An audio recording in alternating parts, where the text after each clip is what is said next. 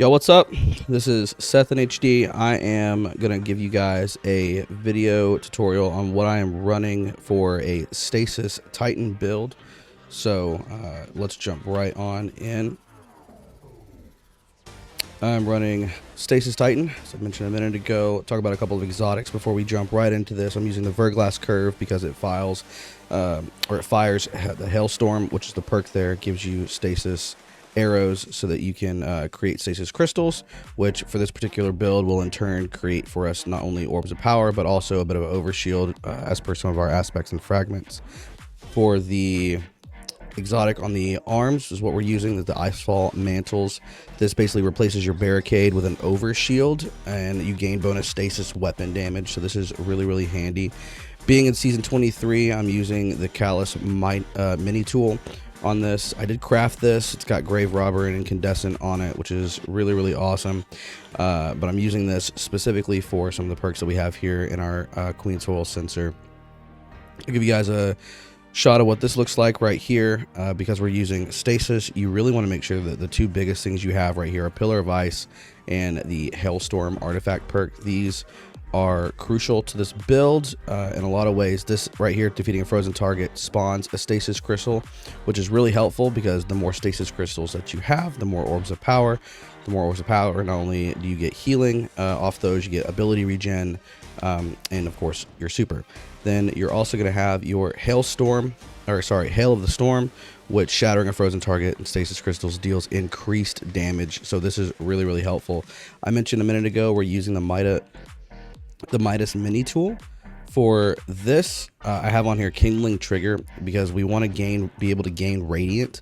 It causes solar weapons to apply Scorch to unscorched combatants, and then we also would like to have, we don't really need this because obviously that's not important, but this one right here, Flint Striker, Rapid Solar Weapon precision hits and Rapid Solar Weapon final blows grant Radiant. So this is helpful when you can, Radiant helps you I believe deal a little bit more damage, and then if it doesn't, then I'm just flat wrong. But you also get to, I think it helps your recovery.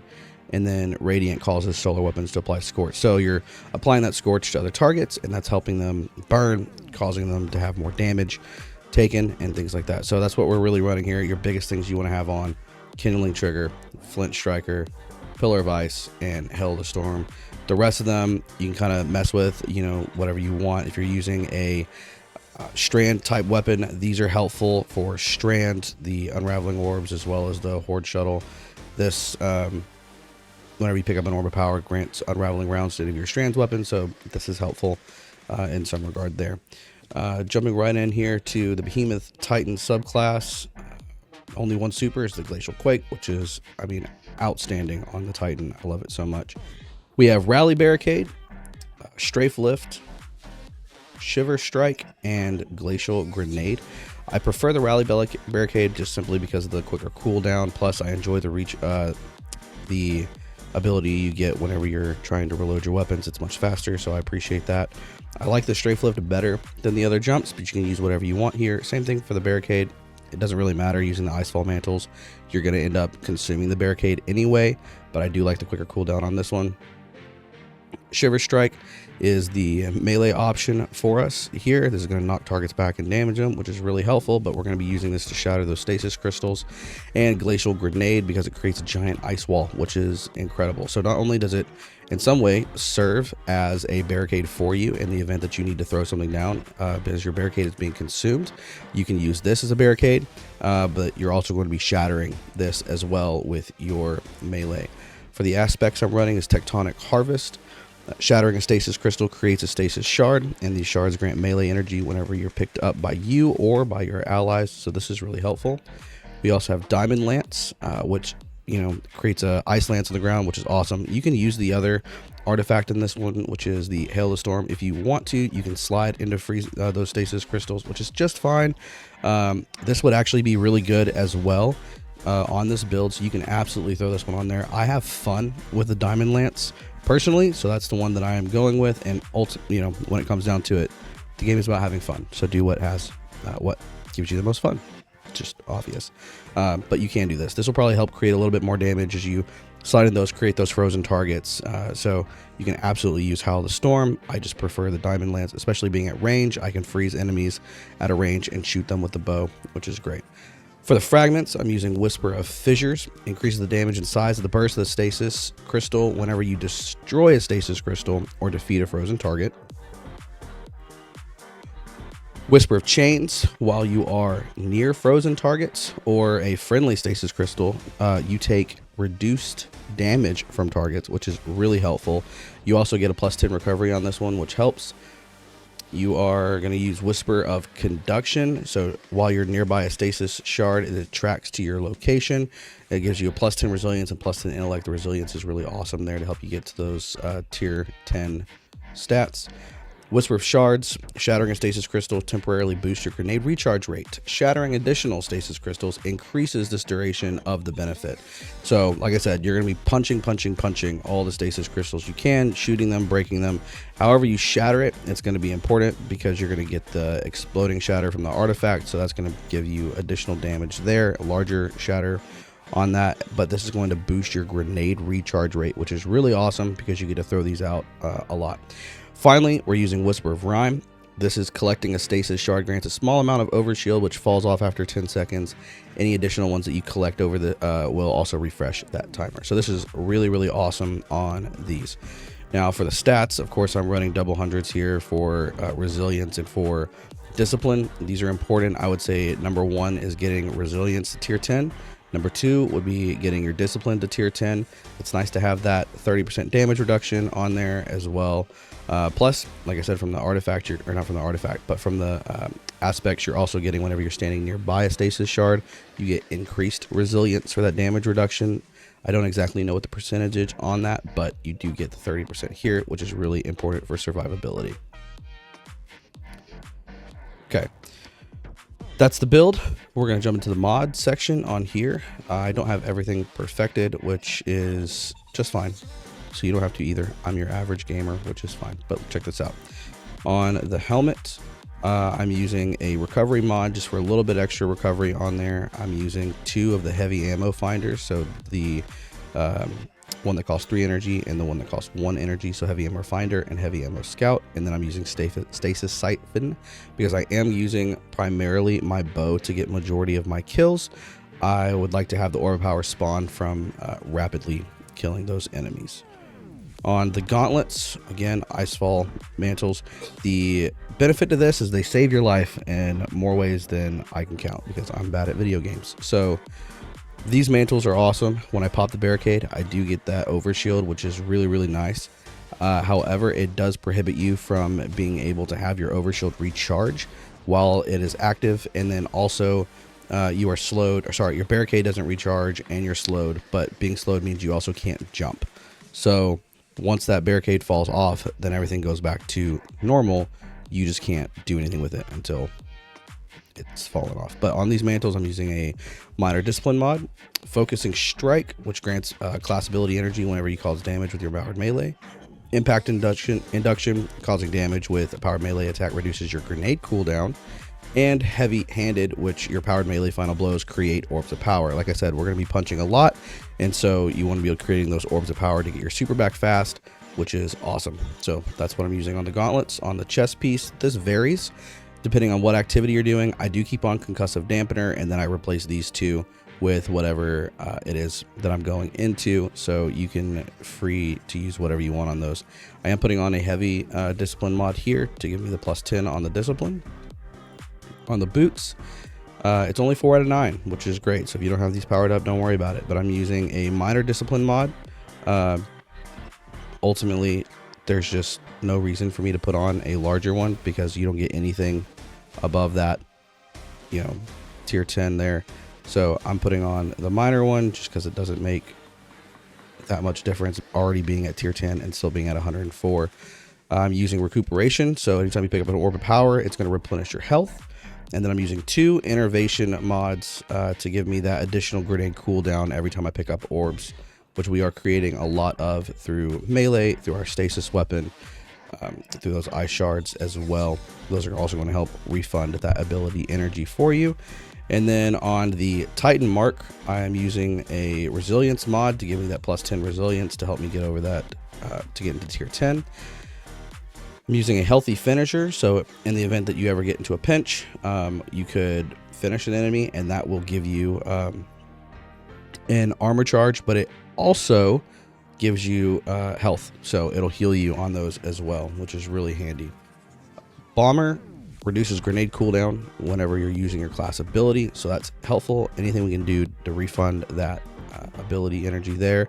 And then Reaper, shortly after using your class ability, your next weapon, Final Blow, is going to spawn another orb of power, so that's helpful. You can pop your class ability, switch to your Might Mini tool. For me, scorch enemies, getting those kills, which is going to produce orbs of power, which is going to be really, really great on those. So that is the customization here, and what we're going to do now is we're going to go ahead and jump in, and I'm going to show you how this build works.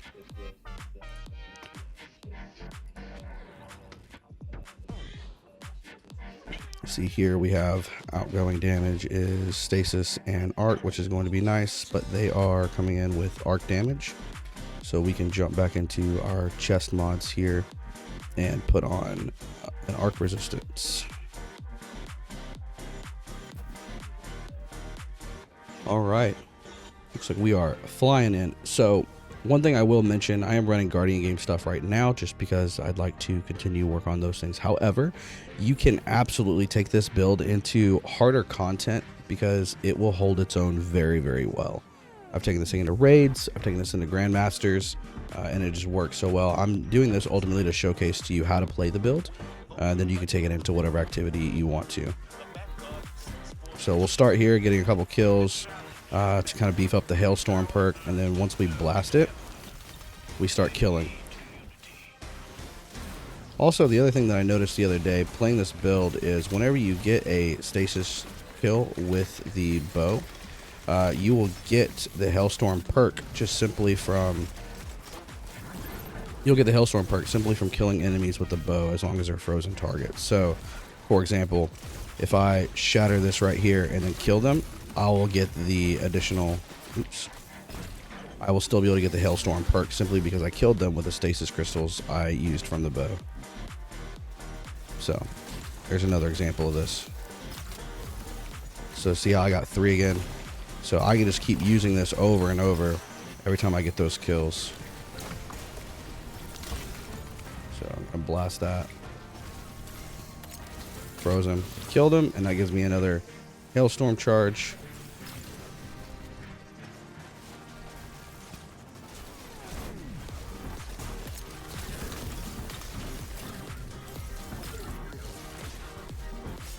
Show you the diamond lance. Like I said, you can use the sliding melee if you want to.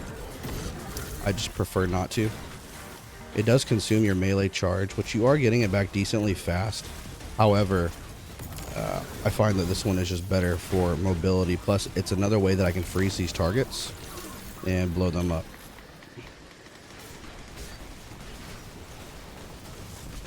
So this will be a good opportunity to show you this. Could have used it on the guy, but oh well.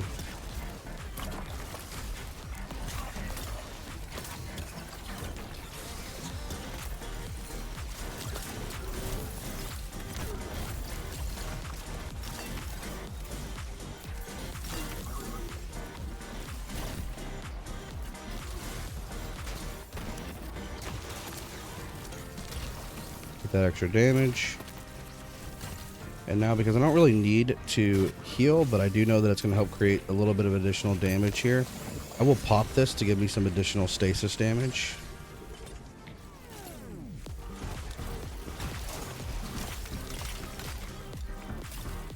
Okay, do that in there. Those stasis shards are going to be able to give me a little bit of overshield. So it just helps with additional survivability. That was helpful.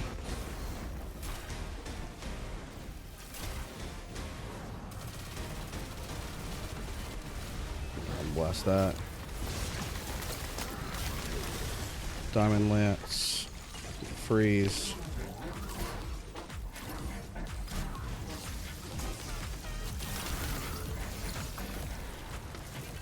Killing frozen targets we'll continue to spawn those. I'm gonna stand next to this crystal so that I can get. There we go. Got him. A little bit of that extra damage reduction from standing next to the stasis crystals, which is really important. 2 hell barrages, which I can use right here. Kill all of them, and now I get 3 of those arrows. Or, yeah, 3. You can see there's 3 additional ones.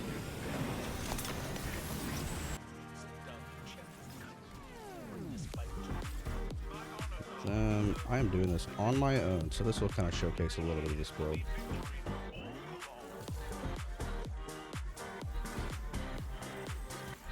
Pick this guy out.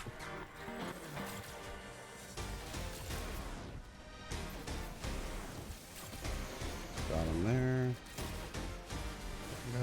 Okay. This is a good opportunity to use this.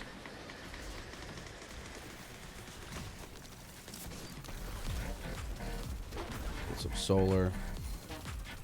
Put a radiant.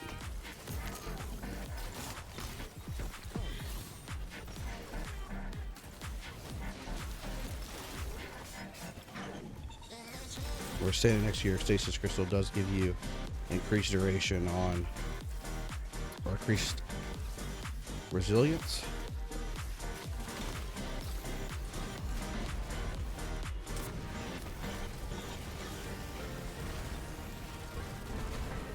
Well, I hope you guys enjoyed the video. It's been stasis build for the Titan is just absolutely amazing on this. You can use that to collect so many additional orders of power, which are going to constantly feed into your ability regen. Your stasis shards, once you shadow those crystals, are going to bring in you an overshield and just all sorts of additional perks that kind of feed into this build are going to make this as OP as possible.